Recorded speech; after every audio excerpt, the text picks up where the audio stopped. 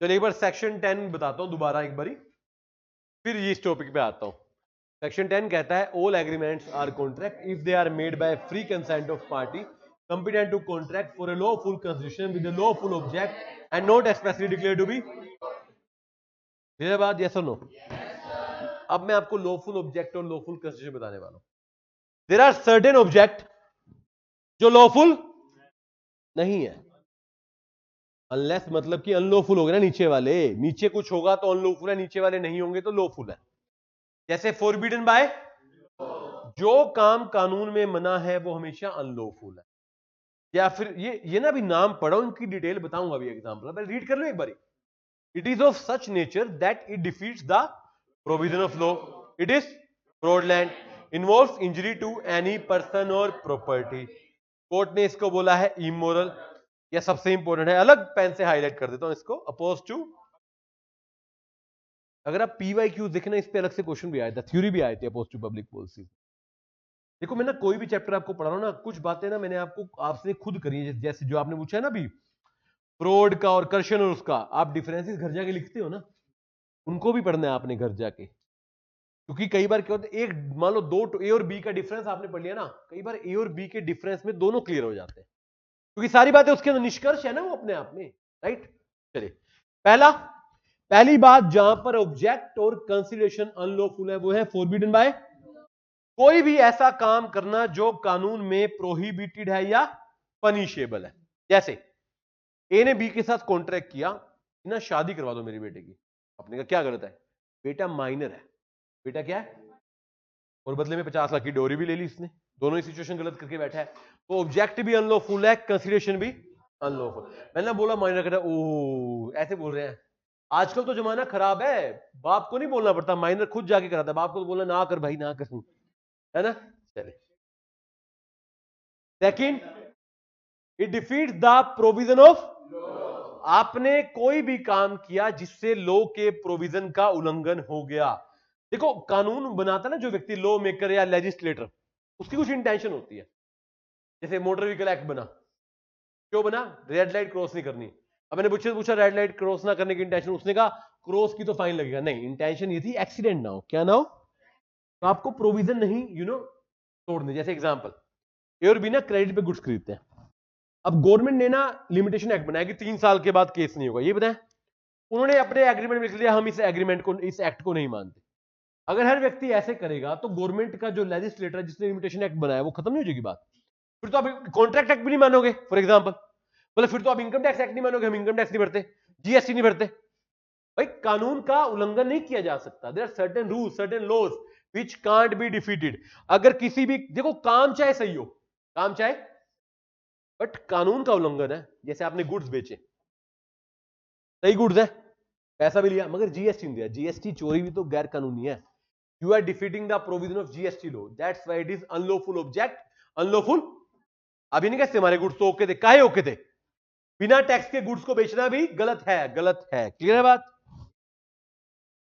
When it is fraudulent, जैसे goods के example लो, smuggling के गुड्स, टैक्स के बिना वाले गुड्स, ये फ्रॉड है ऑलरेडी, क्या है। इसमें एक पॉइंट अच्छा था जो आपकी कंफ्यूजन से पहले मैं खुद ही बताया था, one example may come in more than one category, may fall in more than one category।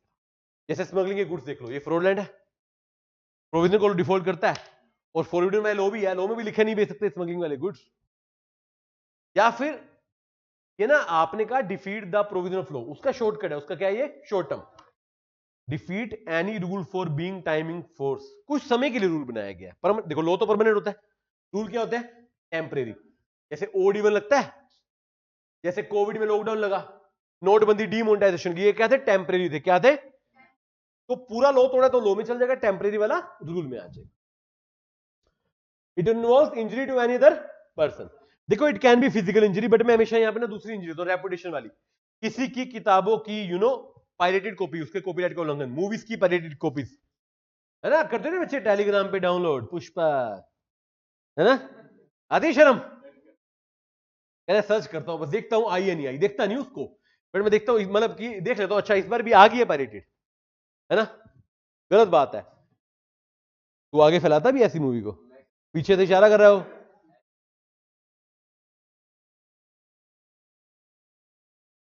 Wrong, this is wrong. क्या आप कर रहे हो? It is unlawful. क्या है ये? अनलॉफुल। माइनर, माइनर कुछ भी करेगा उसको छोड़ थोड़ी देंगे, उठा के तो ले ही जाएंगे। माइनर को जेल क्यों? माइनर के सुधार कराएं। चलिए ध्यान दीजिए, अगला है कोर्ट ने इसको ऑलरेडी मोरल इमोरल बोल दिया। देखो सर्टेन मोरल वैल्यूज है, सोशल वैल्यू है, जिन पे सोसाइटी टिकी है, उनके अगेंस्ट नहीं जा सकता। अब जैसे ए ने मिसिस बी को कहा अपने हस्बैंड को डिवोर्स देके मेरे से शादी कर लो, मैं 5 लाख दूंगा। This is purely immoral, purely immoral. And last है बच्चों, ये सबसे इंपॉर्टेंट है, मैंने पहले ही बताया है, इसके ऊपर तो पूरा क्वेश्चन इकट्ठा आता है। अपोज टू, मतलब पब्लिक की पॉलिसी है, न्याय व्यवस्था है, स्ट्रक्चर है, समाज के अगेंस्ट है। पहला, ट्रेडिंग विथ, जिस देश के साथ आपकी वॉर चल रही है उसके नागरिक के साथ। इसमें आधे पॉइंट्स तो पता है इस चैप्टर में जो ऑलरेडी पढ़ चुके हो, ये एलियन एनिमी में कवर हो गया था ऑलरेडी। स्टिफलिंग प्रोसिक्यूशन, आप कानूनी प्रोसीडिंग को डिस्टर्ब नहीं कर सकते, मतलब ऑब्स्टेकल, ऑब्स्टेकल समझते हैं, रुकावट, रास्ते के पत्थर होते हैं ऑब्स्टेकल।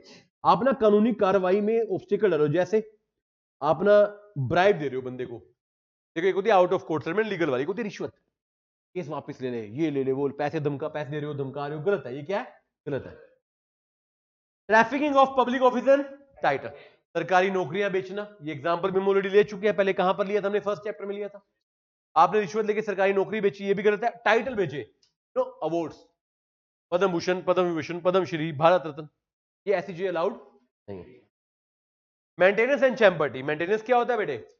एक ऐसा एग्रीमेंट जहां पे एक पर्सन प्रॉमिस करता है कि सूट कर दूसरे के ऊपर और मैं तेरे को पैसे दूंगा जबकि मेरा कोई इंटरेस्ट। ए और बी का झगड़ा, सी आ गया, सी ए को कहता है तू केस कर, मैं बैठा हूं ना, मैं देख लूंगा। अब ये क्या गलत है सही है? यार उनका डिस्प्यूट है, तुम्हारा कोई लेना देना नहीं किसी से, क्या हो ऐसा गलत काम करो, it is not allowed, it is not allowed. जबकि चैम्पर्टी पे मुद्दा है।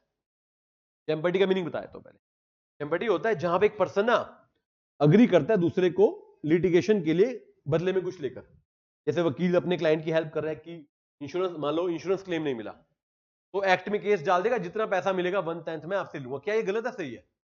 इंडिया में अलाउड है, अगर लीगल है, लिटिगेशन वाला है तो अलाउड है, नॉर्मल वाला। देखिए लिखा नहीं हो आप लोगों ने, एक वकील ने अपने क्लाइंट को कहा कि ठीक है आपके केस की मैं पैसे की रिकवरी करा दूंगा, बट बदले में मैं 10% 15% ले लूंगा। इज इट अलाउड और नॉट? हमारे देश में इंश्योरेंस के जितने भी केस होते हैं रिकवरी के, ज्यादातर परसेंटेज पे, ज्यादातर ओरिजिनल इंग्लिश लॉ में अलाउड नहीं है, इंडियन लॉ में ये अलाउड। अगला है for creation of, you can't create monopoly, monopoly तो इकोनॉमिक्स में भी हम पढ़ते हैं, market power, it's a wrong thing, it's a wrong thing.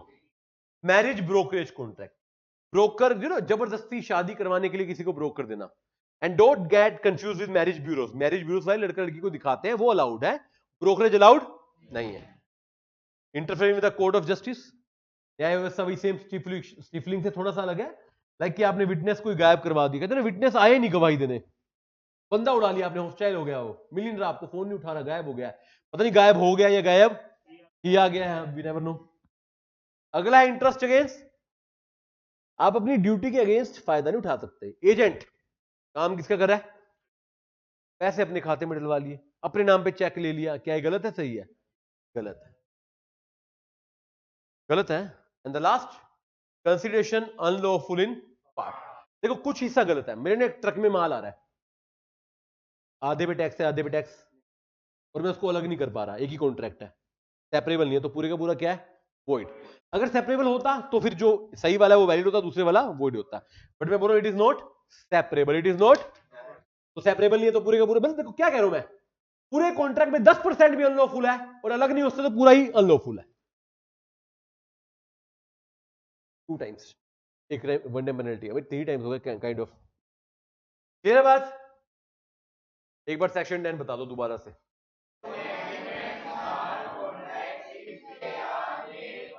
Free consent, competent, lawful consideration, lawful object, not expressly declare to be, काम ऐसा नहीं होना चाहिए जो एक्सप्रेसली डिक्लेयर, तो मतलब मेरा लास्ट टॉपिक है सेक्शन 10 के हिसाब से अगर चलो तो। अब मैं आपको वो कार्य बताने वाला हूं जो एक्सप्रेसली लॉ में लिखे हैं, क्या है वो? क्या है? और इसमें से भी आधे से ज्यादा आप ऑलरेडी कर चुके हो। पहला, agreement by bilateral, object consideration, unlawful in, without. चलिए पांचों तो हमने ऑलरेडी कर लिए ना। अब देखिए अगला, restraint of marriage, restraint of ये अभी कराऊंगा, ठीक है। अनसर्टेन मीनिंग ऑलरेडी कर चुके हो। वेजरिंग कराऊंगा अभी, और इम्पॉसिबल भी ऑलरेडी। इम्पॉसिबल का एग्जांपल देना, चांद तारे तोड़ लाऊंगा, खजाना ढूंढ दूंगा, मरे हुए व्यक्ति को जिंदा कर दूंगा। वो चलिए पहला, रिस्ट्रेंट मतलब, रिस्ट्रेंट का मतलब पता है आपको क्या होता है? रोकना। क्या होता है? किसी की शादी रोकने का कॉन्ट्रैक्ट वॉइड है। आप एक ही व्यक्ति की शादी रोक सकते हो, माइनर की। किसकी? माइनर की। चलिए, I am on a serious discussion please. Agreement instead of trade, क्या आप किसी को कोई काम बिजनेस करने से रोक सकते हो? बट तीन एक्सेप्शन है। तीन क्या है?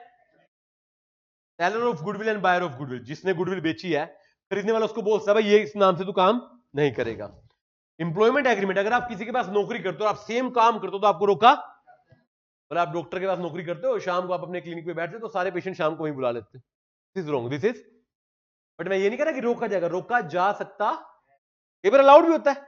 बड़े बड़े डॉक्टर जो हॉस्पिटल में काम करते हैं, प्राइवेट क्लिनिक चलाते हैं, क्योंकि उनके हॉस्पिटल ने उनको अलाउड कर रखा है, फिर तो दिक्कत नहीं कर रखा तो वॉइड है। नेक्स्ट, पार्टनरशिप पढ़ी है आप लोगों ने?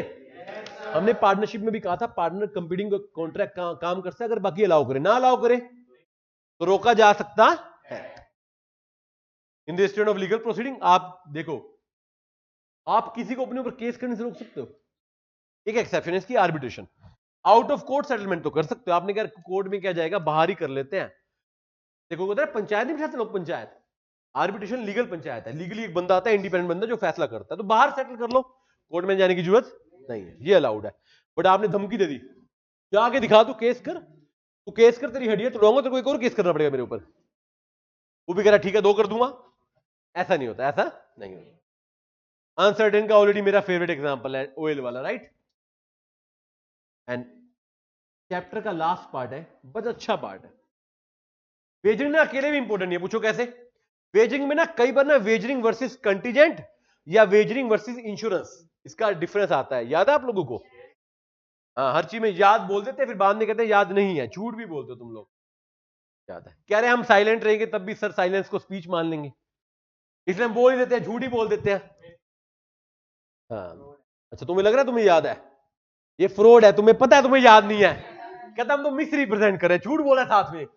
ये फ्रॉड है, this is the act fit to deceive. तू चीटिंग कर रहा है मेरे साथ। मतलब कह रहा मिस, मेरे को लग रहा है कि मुझे आता है बट मुझे नहीं आता। ऐसे होता है? नहीं, मेरा लॉस थोड़ी हुआ इससे जो मैं केस करूंगा, मैं केस नहीं करता, सॉरी। चलिए ठीक है। वेजरिंग, वेजर मतलब शर्त लगाना, बेट लगाना, right. An agreement which involves payment of some of money on happening और non happening of uncertain A और बी का कॉन्ट्रैक्ट हुआ। बारिश हुई तो मैं 50,000 दूंगा, नहीं हुई तो तू दे। पहली बात, दो पार्टी होनी चाहिए, बैटिंग होगी या तो विन या एक की विन दूसरे की लॉस। मनी का इंटरेस्ट है आपका, हैपनिंग नॉन हैपनिंग है इवेंट की, इवेंट अनसर्टेन और आपका इवेंट में लिटरली कोई इंटरेस्ट।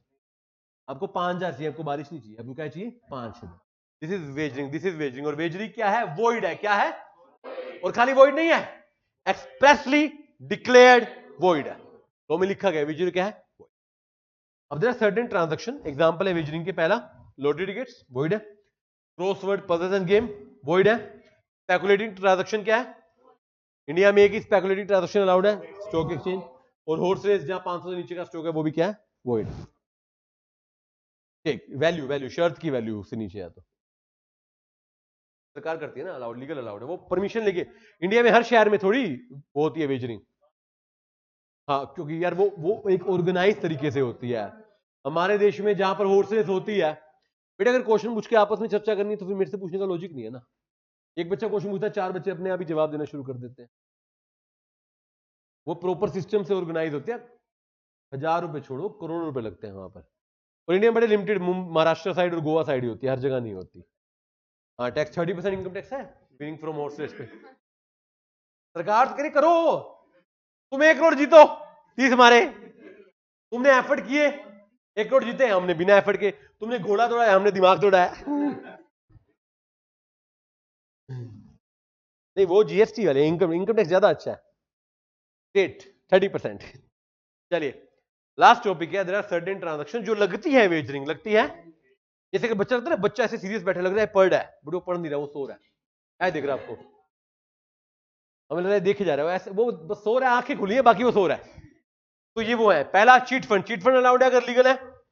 शेयर मार्केट अलाउड है। Skill talent, Kaun Banega Crorepati, Dance India Dance, Super Singer, Super Dancer, ये अलाउड है। And last insurance contract. Insurance contract ना, देखो आप डिफरेंस में पढ़ते हो, इंश्योरेंस कॉन्ट्रैक्ट ना लगता है wagering, insurance contract practically wagering क्या है, ये कंटीजेंट है, क्या है ये, वो अलाउड है, वो अलाउड। तो this is the contract which are unlawful and unlawful object है, अनलॉफुल कंसीडरेशन है and expressly declared void. Chapter यहां पर क्या होता है बेटे, यहां पर कोई दिक्कत हो तो बताएं।